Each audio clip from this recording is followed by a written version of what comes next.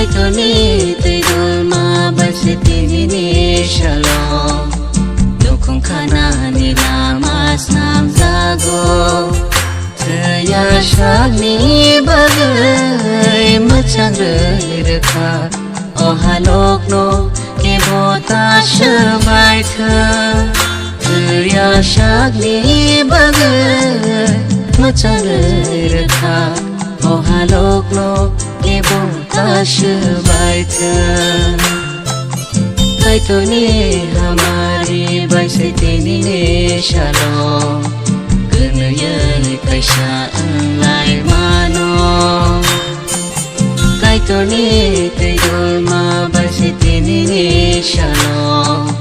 Dukung kana ni lamas nam zago